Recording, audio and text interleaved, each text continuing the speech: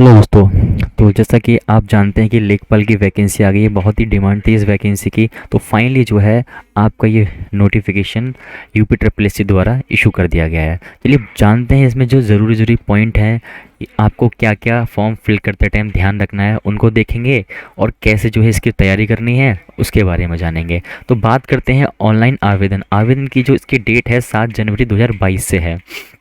जबकि बात करें आवेदन सबमिट करने की अंतिम तिथि, जो कि आपकी 28 जनवरी 2022 रखी, यानी ज़्यादा दिन का टाइम जो है गैप नहीं दिया गया है। लेकिन आपका जो आवेदन संशोधन की अंतिम तिथि है वो 4 फरवरी 2022 तक रखी गई है। चलिए आगे देखते हैं आगे और क्या क्या इसमें हमें ध्यान रखना है। तो बात करते हैं कि कितनी वैकेंसी आई है। तो वैकेंसी की जो संख्या है वो 8085 यानी राजस्व लेखपाल है ये।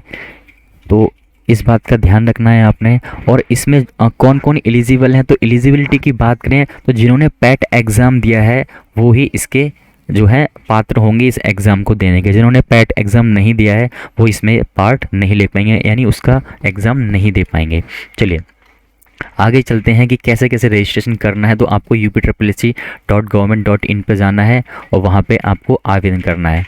आवेदन की बात करें तो आपका वही +2 रहेगा, और पैट एग्ज़ाम का जो भी आपका रिज़ल्ट है वो आपका वैलिड होगा। यहाँ पे बात करूँ तो यहाँ पे आपको लॉगिन करना है। लॉगिन टैब दिया हुआ है वेबसाइट पे। आपको पैट का जो भी रजिस्ट्रेशन नंबर था या जो भी लॉगिन आईडी थी वो आपको यहाँ फिल करनी है। उसके बाद आपको पर्सनल डिटेल चेक करनी है, ठीक है, कि सही फिल है या नहीं है। कोई भी अगर चेंज करना है तो आप यहाँ से जो है चेंज कर सकते हैं। चलिए बात करते हैं आगे।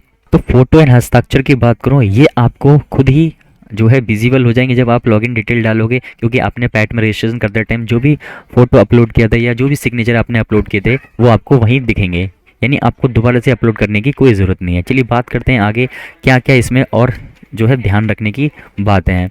तो फ़ीस की बात कर लूँ। फ़ीस जो है यहाँ पे किसी की नहीं लगने वाली है। फ़ीस जो है इसमें कोई भी फीस जो है आपको सबमिट नहीं करनी है। लेकिन एक खास बात का जो ध्यान रखना है, यहाँ पे आपसे जो है 25 रुपीज़ जो है सबसे शुल्क लिया जा रहा है, यानी ऑनलाइन प्रक्रिया शुल्क लिया जा रहा है। ये आपसे ये एग्ज़ाम की फ़ीस नहीं ली जा रही है। सिर्फ ये ट्रांजैक्शन जो भी आपका फॉर्म फिल किया जा रहा है उसकी फ़ीस ली जा रही है आपसे, यानी 25 रुपीज़। ठीक है, तो कोई फ़ीस नहीं है, सिर्फ 25 रुपीज़ ही आपको जो है पे करना। और ये जो पे करना है ये सबको पे करना है, चाहे वो किसी भी कैटेगरी से हो, किसी भी कैटेगरी से हो। यानी यहाँ पे आप देख रहे हो आवेदन फ़ीस जो है 0 है, लेकिन ऑनलाइन प्रक्रिया शुल्क जो है वो 25 रुपये है सबका, ठीक है, किसी भी कैटेगरी का हो।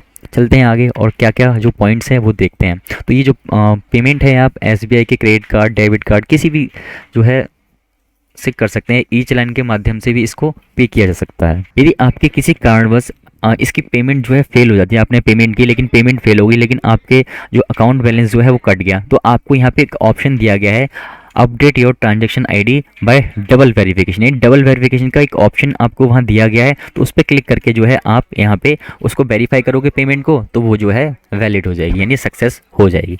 चलिए बात करते हैं आगे जो है किन किन बातों का आपने ध्यान रखना है। तो आवेदन में यदि आप इनमें से किसी कुछ चीज़ों को जिसमें आप संशोधन कर सकते हो, क्या क्या संशोधन कर सकते हैं आप अपने नाम में चेंजेस कर सकते हो, फादर नेम में चेंजेस कर सकते हो, एड्रेस चेंज कर सकते हो आप अपना, और ईडब्ल्यूएस वगैरह के लिए जो है या जाति वगैरह जो है सब चेंज कर सकते हैं, लिंक चेंज कर सकते हो।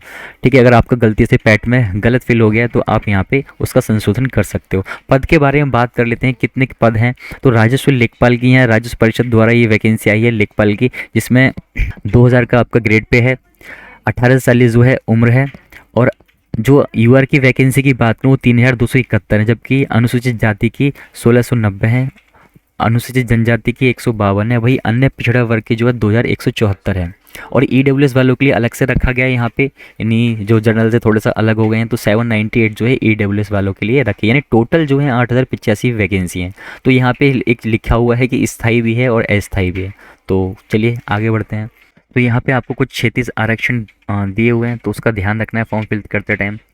चलिए और आगे चलते हैं क्या क्या है इसमें इंपॉर्टेंट। एलिजिबिलिटी की बात कर लूँ, यानी क्या क्या क्वालिफिकेशन आपकी होनी चाहिए इस फॉर्म को फिल करने के लिए। तो आप इंटरमीडिएट पास हो, साथ ही आपका पैट एग्ज़ाम क्वालिफाई होना चाहिए, तभी जो है आप इसको फिल कर सकते हो।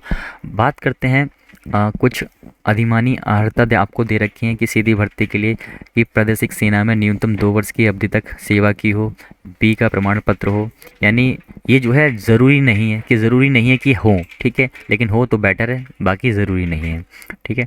आयु सीमा की बात करूँ, जो जैसा कि स्टार्टिंग में बताया आपको 18 वर्ष से 40 वर्ष की होनी चाहिए। यानी इस बार जो है आपने देखा कि ट्रिपल सी ज़रूरी नहीं है, ट्रिपल सी का फॉर्म ट्रिपल सी जो है पास होना ज़रूरी नहीं है, यानी सर्टिफिकेट नहीं चाहिए होगा, सीधा ही आप इसको फिल कर सकते हो, विदाउट ट्रिपल सी वाले भी इसको फिल कर सकते हैं। आरक्षण की बात करूँ तो भाई आरक्षण जो आपको उम्र सीमा में मिलता है वही मिलेगा, उसमें कुछ नया नहीं है, ठीक है। चलते हैं आगे फिर।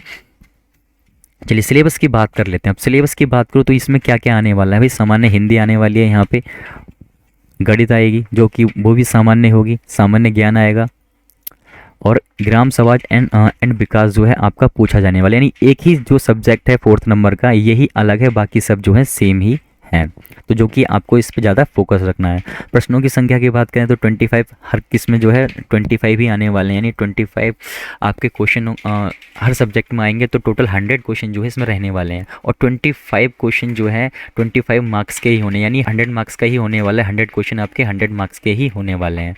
टाइम की बात करूँ तो यहाँ 2 घंटे का टाइम दिया गया है, तो 2 घंटे के लिए बहुत छोटा पेपर है, बहुत ईजिली आप कर सकते हो। यहाँ पे सिलेबस आपको दिया हुआ है, सामान्य हिंदी में क्या क्या आने वाला है, तो समास, पर्यायवाची, विलोम, तत्सम, तद्भव, ये बहुत कुछ आने वाला है। वहीं गणित की बात कर लो तो यहाँ पे पाई चार्ट वगैरह के बारे में ज़्यादा कहा गया है, ठीक है, तो इस पर ज़्यादा फोकस रखना है आपने। बाकी अर्थमेटिक्स यहाँ पे थोड़ी सी बीजगणित में एलसीएम एचसीएफ इंक्लूड किया गया है, और यहाँ क्षेत्रफल प्रमेय वगैरह आई है, रेखा गणित आई है, त्रिभुज, आयत, वर्ग, जो कि आप पैट एग्ज़ाम जब आपका था तब आपने पढ़ाई होगा, वही सब कुछ। वहीं सामान्य ज्ञान में जो है आपको पता ही है, भंडार है सामान्य ज्ञान जो है, जितना आप बाकी एग्ज़ाम के लिए पढ़ते हो वही जो है आपको यहाँ पे भी ध्यान रखना है।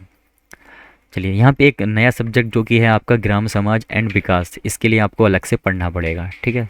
चलिए बात करते हैं लिखित परीक्षा के संबंध में विशेष नोट। तो इसमें नोट में क्या क्या रखा है, इसने क्या रखा है कि यदि स्टूडेंट ज़्यादा हो जाते हैं तो वो जो एग्ज़ाम है वो डिफरेंट डेट्स को या फिर डिफरेंट आपके जो है शिफ्ट में इसको ले सकते हैं। इस वजह से दिक्कत आती है, किसी का पेपर इजी आ जाता है, किसी का टफ आ जाता है, तो इस वजह से यहाँ पे नॉर्मलाइजेशन रखा गया है, नॉर्मलाइज से सब कुछ जो है बराबर कर देंगे वो लोग।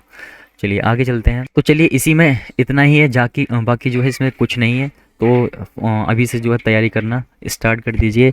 और बाकी जो सब्जेक्ट हैं उन पे तो आप स्टार्टिंग से पढ़ते ही आ रहे हो, लेकिन जो एक नया सब्जेक्ट है उसको ज़रा ध्यान से रखना है। मार्केट में बुक मिलती हैं तो वहाँ से जो है मार्केट से बुक ला सकते हो और उससे पढ़ सकते हो। ज़्यादा से ज़्यादा जो है आप प्रैक्टिस कीजिएगा, जिससे आपकी स्पीड बढ़ेगी, और बेसिकली जो आपसे पूछा जाएगा वो आपसे बेसिक क्वेश्चन ज़्यादा पूछे जाते हैं, तो उसका ध्यान रखना है।